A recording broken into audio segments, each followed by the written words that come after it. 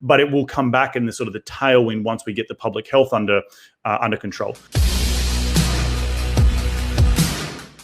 Any sense on just where we're at with the fundamentals of multifamily right now?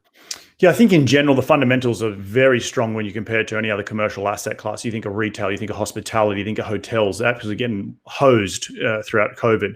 Now, I do think that we'll have a big bounce back once we sort of get back to travel, get back to, us as humans, we want to interact with one another. So going to the retail strip center, going out to dinner, going to the movies, going to theaters, going to sporting events, that will come back. But it will come back in the sort of the tailwind once we get the public health under control. I can say a couple of our assets we have in close downtown urban cores of Austin have struggled more than our suburban stuff, because people are saying, well, I can work from home. Why not live 20 minutes out of town? I can pay $500 less and I don't need to go into the office. And so we've seen the concessionary market in what I call the CBD, the Central Business District, in and around Austin. And this is not just Austin. This is New York, San Francisco, Denver, all these areas where they have high concentration of office space we have to offer a lot of concessions. Now, I think it's short-term pain for a long-term gain, because I think people will come back to those hubs eventually. But right now, the headline news is multifamily has fared very, very well compared to other asset classes.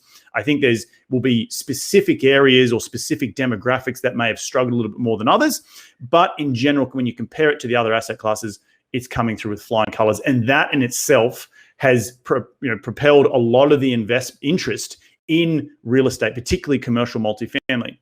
I also think that from historically, real estate has been seen as an alternative asset from the big players in Wall Street. Now they're seeing that, no, hang on, this is a lot of value-added creation can be created through owning these types of assets. Thus, they're coming into the game in the last sort of 10 to 15 years, which is also compressing cap rates.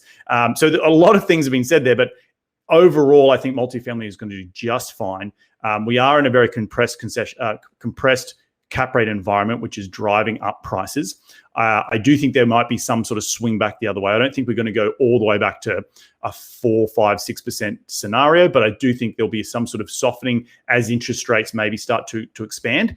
But then there's other people on the other side of the fence that think that interest rates are going to stay the way they are, and with low interest rates means low cap rates. So don't have a crystal ball, but right now we're sitting pretty good. And as sort of Warren Buffett says, when you think you're doing well in a market, maybe you should start to take stock of what is truly going on outside of it, because it's the things that sideswipe you that can really wipe you out as an industry. And so we're constantly, as an operator, looking for those things and trying to understand the fundamentals of what's going on in our markets, in and around multifamily in general.